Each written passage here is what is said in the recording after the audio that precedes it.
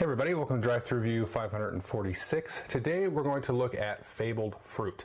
This is a new game from Stronghold Games that came out at Essen. It's designed by Friedman Freeze, who did Power Grid and a bunch of other games.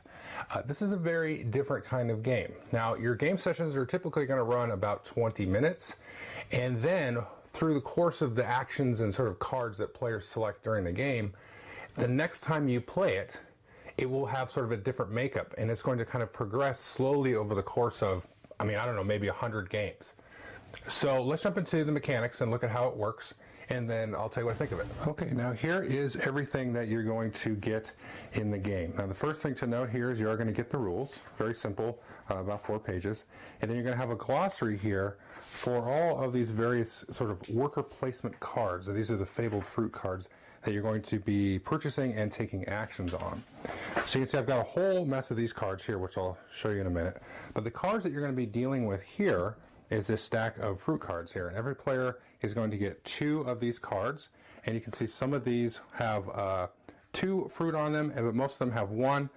The cards that have 2 fruit on them, they're shuffled in here, but you actually will take these out before you get to a certain point in the game. But most of these will depict, I believe there's like 6 different fruit in the game, and so you're going to have a hand of 2 of these cards. So you maybe start with a banana and a grape.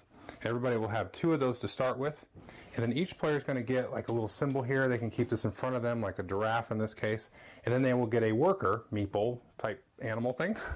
In this case I would get the giraffe, and so this will be sort of a worker that I'm going to be placing out on these cards here and taking actions.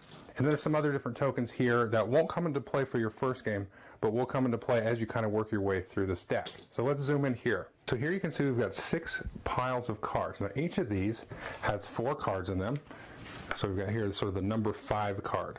And there's a couple of things to note here. First, you've got the cost to buy the card. So in this case I need 3 coconuts, and then this little symbol here means a wild, so it can be any of those. So to buy this card, I have to take the action here to place my worker on there, and then I would need to discard the appropriate cards from my hand, and then I would take and purchase this, and then I would put it face down. You can see this side like that. So depending on the number of players, you're going for a target number, so usually 3 or 4 possibly of these purchased fruits. Now the other thing that you're going to do, and you're going to be doing more of, is placing on these cards and then taking the action. So the very simple one here is we place our worker on this card here.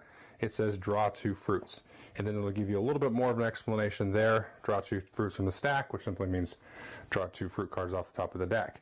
Or you might have this one here, and this you'll do quite a bit in the game. It says draw 1 fruit, then exchange 3 fruits.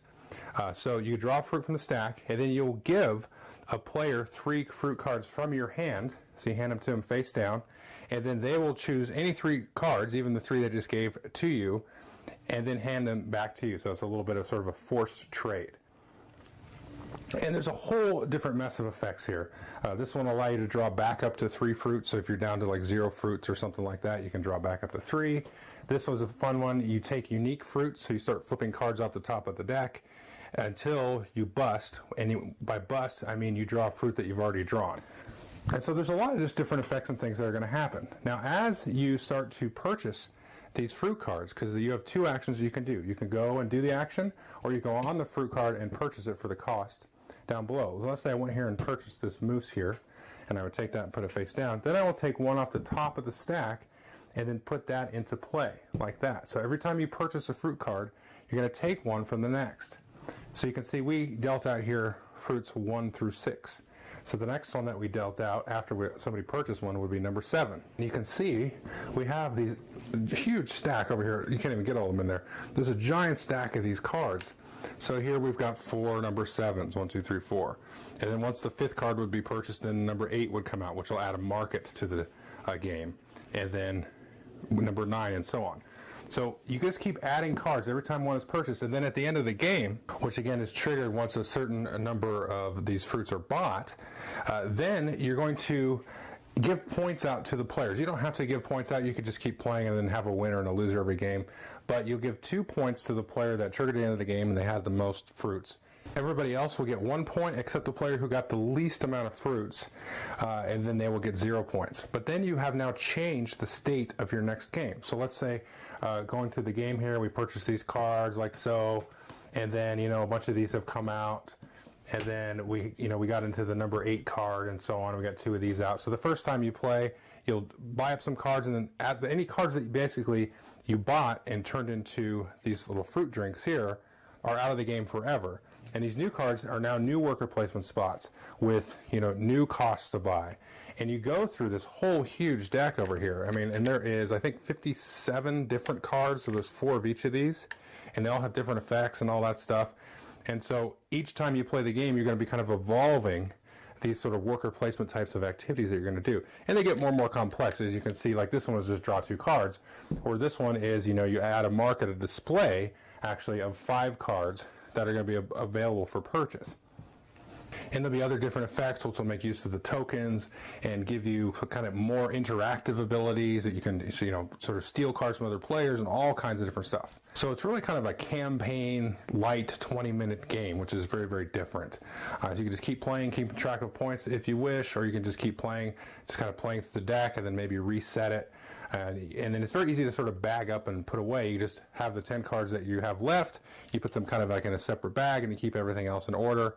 And then anything maybe that was bought and removed, you just put that all in a separate bag. And it's very easy to reset, of course, if you wanted to reset it and play with a different group. Maybe you write down what you've done so far, and then you just do 1 through 6 again to start over. Okay, so that is Fabled Fruits, and I played this 5 or 6 times. I don't remember exactly which, but I really love this game. It's fantastic. This may be like the lunch game to end all lunch games, because you could always revisit it. You could come back to it and play it every single day if you wanted. It's going to slightly change each time you play. It does take about 20 minutes to play, and so you can get in a couple of games maybe in a lunch hour type of setting. And as you move through all of the cards, the game is going to get more and more interesting. So the first setup, I mean, it's fine. It kind of teaches you the game and you move along, but it's all kind of real basic activities. But then, like I said, as you move through, the cards become a little bit more interactive. The abilities are a little bit more interesting. One thing I didn't mention, which does come into play, is if you move on to the same spot, you use your worker token to move on to the same spot as somebody else or multiple people, you have to give them each a fruit card. So maybe you've been kind of building up a certain hand of fruit to go buy a specific card, or you really need to do a special effect that will be very, very much better. It's going to be strictly a better action to take this one, and other players will kind of know that as well. So they can kind of go and sort of try to intercept and maybe sort of kind of try to get a payment out of you. Now that's not really going to become apparent on the first play for sure, but as you start to play the game, you start to kind of see different ways that the game can kind of work itself out and shape itself. And you start to learn to sort of keep track of which cards players have. There's a little bit more trading things that are going to happen, and so you're going to kind of know, okay, well, I don't want to give Billy this one because they need another strawberry, I'm pretty sure, and that will let them go ahead and buy this, and then maybe end the game that much quicker. So the game kind of unwraps itself very naturally, very slowly, in a way that is going to be very easy for like anybody to get into. So the other nice thing about it is if you play this game with maybe kids or newer gamers or something like that, then you can kind of slowly kind of work them into some of the kind of the language of games in a way, because you've got more trading, you've got more worker blocking stuff that's going to happen, you've got just kind of more interesting effects, and so it will open up, I think, to new gamers, kind of the world of these kind of cool interactions that can happen slowly. And then you've got the concept of like a legacy game almost, where you're removing cards from the game, and you're not tearing them up obviously, but you're removing them from the game. I think they even call it like the Fable system or something like that. So it's not legacy, but it is a different kind of a twist on a campaign type of setting.